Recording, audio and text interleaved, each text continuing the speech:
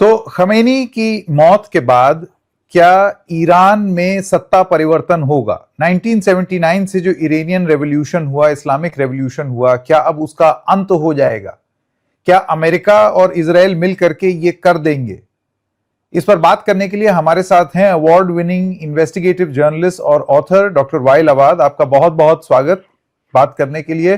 Doctor अवाद, सबसे पहले तो मैं आपकी शुरुआती प्रतिक्रिया जानना चाहता हूं कि किस तरीके से खमेनी की मौत हुई और ये जो अटैक हुआ ईरान के ऊपर इजराइल और अमेरिका द्वारा, इस पर आप क्या कहेंगे? और जो पूरा एक अशांति फैल गई है उस इलाके में। बहुत बहुत बहुत धन्यवाद। मैं आपके स्वागत हूँ। मैं ये बहुत बात करने जाती है, ये हमारा देश में जो अरब वेस्ट एशिया में हम लोग कहते हैं जो सबसे बड़ी ऑयल रिच कंट्रीज है, वहां पर इस देश में ईरान में सबसे बड़ी मुल्क है। उसके पास भी काफी गैस भी है, काफी पेट्रोल भी है। तो ये अमेरिकन डॉलर्स में बेचते नहीं है, तो अमेरिकन डॉलर से ऑब्जेक्टिव उनकी अलग है। लेकिन अलग है, इसका मकसद ये एक ही चीज है, तो अमेरिकन फॉरेन पॉलिसी है जो रिजीम चेंज बाय फोर्स। जैसे पहले प्रधानमंत्री का वो जो और राष्ट्रपति है जो अमेरिकन प्रेसिडेंट में हो रहा है, तो काफी मतलब उन्होंने रिजीम चेंज करा दिया था। जैसे अफगानिस्तान, उसके बाद सीरिया, इराक में, और लिबिया में, वो सारी चलता रहेगा। जिस जगह तेल भी है उस जगह अमेरिकन में इन्वॉल्वमेंट हो रहा है। अभी तक ईरान में आप ये समझा दो, ये ईरान के ऊपर है दो चीज के लिए अमेरिकन युद्ध चल रहा था। एक मतलब ग्लोबल युद्ध है और एक रीजनल युद्ध है। ग्लोबल युद्ध है, क्या मकसद है? उसका मकसद ये अमेरिकन सुपर पावर वहां पर कब्जा करने के लिए स्ट्रेट ऑफ हॉर्मुज कॉरिडोर्स का और रेड सी भी है और मेडिटेरेनियन सी, यानी मतलब है 20% का global trade, oil and global trade American हाथ में आ जाएगी। ये दूसरी। और दूसरी बात, ईरान में वो पूरी तेल में ईरानियन अमेरिकन डॉलर्स की बेच सकते हैं और किसी को और करेंसी नहीं कर रहा है। तो यानी मतलब destabilising BRICS region, destabilising Shanghai cooperation, सारी दुनिया साउथ साउथ कोऑपरेशन। दूसरी बात यह है जो रीजनल वॉर, रीजनल युद्ध है जो इजराइल के ऊपर है, जो इजराइल में एक्सपेंशन प्लान हो रहा है। तो इसलिए ईरान में सबसे बड़ी देश में वहां पर उन्हें पैलेस्टीनियन सपोर्ट कर रहा है, तो ये तोड़ने के लिए तैयारी है। तो अमेरिकन हिज्जा है जो कह रहे, तो इसके अलावा तेल के मामला है या न्यूक्लियर प्रोग्राम, जो ईरान न्यूक्लियर प्रोग्राम हो रहा है वो बंद करना चाहते। लेकिन अमेरिकन में वो प्रोग्राम का जब तक बातचीत चल रहा था जिनेवा में, और ओमान मंत्री है जो फॉरेन मिनिस्टर में खुद बताया था प्रोग्रेस हो रहा है, अगले दिन अमेरिका और इजराइल अटैक हुआ था और खामिनी मार दिया था। अगर खामिनी मार दिया था, उनकी टर्बन के अंदर उसके उसके नहीं लगाया वो न्यूक्लियर बॉम्ब है। ये तो बिल्कुल आदमी है, 90 साल की उम्र है और बैठेंगे काम कर रहा है। उनकी मतलब उन्होंने बंकर की बैठा नहीं है, उनकी ऑफिस में गया था काम करने के लिए और आप लोग मार दिया था। इसका मकसद ये रिजीम चेंज बाय फोर्स, जैसे पहले राष्ट्रपति अमेरिकन राष्ट्रपति करा दिया था, अभी ट्रंप ने वही कर रहा है। डॉक्टर अवाद, तो मेरा अगला सवाल ये है कि अगर ये मकसद था रेजीम चेंज बाय फोर्स, यानी कि सत्ता परिवर्तन हिंसक रूप से, तो आपको लगता है कि उसमें अमेरिका और इजराइल सफल हो पाएंगे ईरान में ये कराने के लिए? कर रहा है, तो अभी तक कर रहे। देख लो, अमेरिका और इसराइल के सबसे बड़े देश में तो सुपर पावर है, तो उनके हाथ में सब बंदूक है, सब कुछ टेक्नोलॉजी भी है।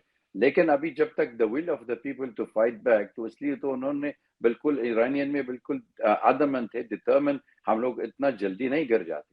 तो इसलिए उन्होंने अमेरिकन इंस्टॉलेशन पूरे जीसीसी देश में उन्होंने अटैक कर रहा है, जैसे सऊदी अरेबिया, यूएई, कुवैत में, बहरीन में, कतार, और अभी साइप्रस भी है जो ब्रिटिश वो इंस्टॉलेशन भी कर रहा है, क्योंकि अभी ब्रिटिश उनके साथ में आगे ज्वाइन किया था अमेरिकन और इजरायली के साथ में। तो इसलिए ये ईरानियन इतना जल्दी नहीं गिर जाते, क्योंकि अगर हम सारे दुनिया मालूम हो गया ईरान में मतलब ये उनकी इंटरनल प्रॉब्लम चल रहा था, इकोनॉमिक प्रॉब्लम बहुत है, इन्फ्लेशन है, अनएम्प्लॉयमेंट है, सब सारी दुनिया मालूम है। लेकिन जब तक अगर फॉरेन इंटरवेंशन हो गया, जैसे अमेरिकन अटैक किया था, बच्चों का, मासूम वाले का स्कूल मार दिया था, यूथ में स्पोर्ट वाले का मारा था, तो ये लोग बिल्कुल उनकी सरकारी सपोर्ट कर रहा है। आप देख लिया था कितना लोग, मतलब करोड़ लोग आ गया था बाहर से जब तक खामेनी मारा था। तो ये मैसेज समझाना पड़ेगा हर दुनिया में हर आदमी के लिए, अगर इलिजिटिमेट आप ये बिल्कुल गैर शरई अटैक कर रहा है किसी के देश में, सरकारी बदला करना चाहिए, इतना जल्दी नहीं गिर जाती। ईरान छोटा देश नहीं है, Iran not Iraq, not Libya, not Venezuela, Iraq बड़ी देश है और जियो पोलिटिकली बहुत अहमियत है, इसलिए उन्होंने काफी प्रिपेयर कर रहा है अमेरिकन के लिए क्या करना चाहते, देखने के लिए कितना लंबी युद्ध चल रहा है, क्योंकि अभी रीजनल वॉर लगता है मेरे को, क्योंकि अभी तक हूथी से भी आ गया था, अंसारुल्लाह जो यमन भी है, अभी हिजबुल्लाह लेबनान भी आ गया था, अभी popular front of Iraq is also मदद कर रहा है, तो अभी युद्ध में और लंबी जाएंगी। लेकिन ईरान के पास सहयोगी कौन है इस लड़ाई में? जैसे अमेरिका है और इजराइल है और उनके मिलिट्री बेसिस हैं सऊदी अरब में, यानी कि इस इलाके में उनकी एक मजबूत पकड़ होती जा रही है। ऐसे में आपको नहीं लगता है कि ईरान अलग थलग पड़ गया है? चीन से उस तरीके की मदद या रूस से उस तरीके की मदद क्या है ईरान के पास? अकेले कहां तक लड़ेगा और कैसे?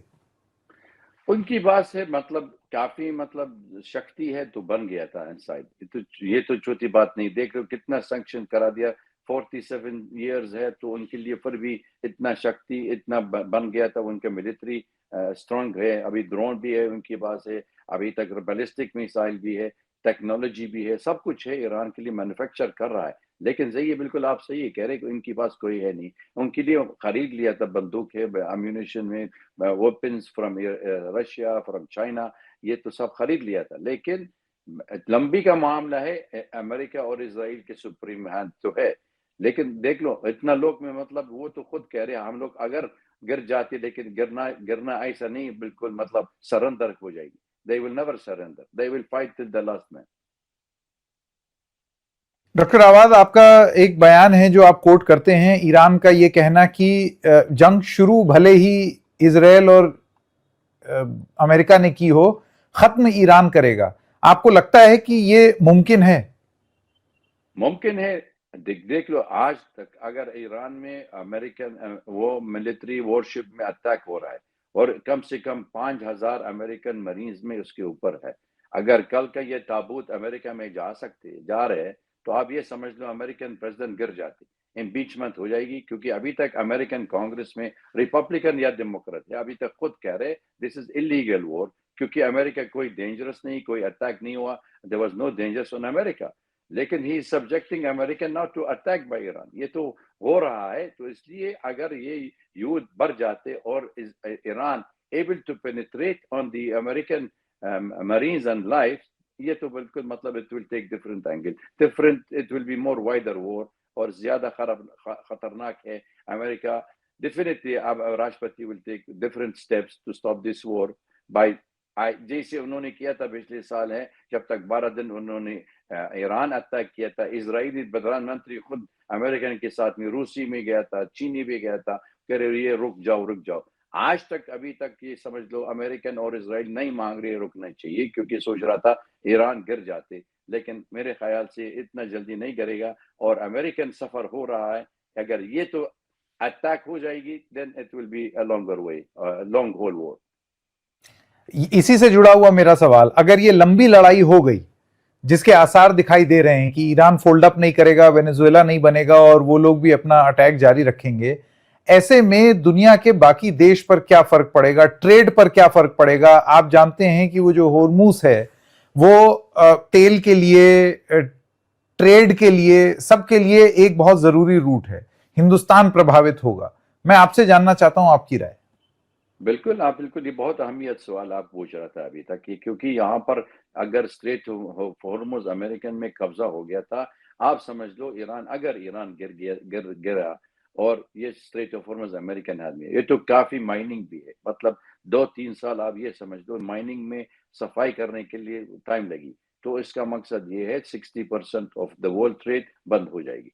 रेड सी भी है, आप देख लो 12% तो ग्लोबल ट्रेड वही भी जाएंगे, अमेरिकन खुद मालूम हो गया था रेड सी मेडिटेरेनियन बाबल मंदिर के लिए वहां पर जो झगड़ा शुरू हो रहा है, तो that mean it will be also affecting, तो इंडिया सबसे नंबर 1 सफर हो रहा है, इंडिया और बाकी साउथ एशियन नेशन, जिसकी मतलब ये तेल का डिपेंड कर रहा है मिडिल ईस्ट में। तो इसलिए हमको ये कहना चाहते, अगर यूनाइटेड स्टेट खुद मांग रहे यूनिलैटरली इस युद्ध मांग रहे, the rest of the world should fight to stop this war. Doctor Awad, बहुत बहुत धन्यवाद अपना समय देने के लिए। Thank you very much. नमस्कार। Thank you for having me. Thank you, बहुत बहुत धन्यवाद।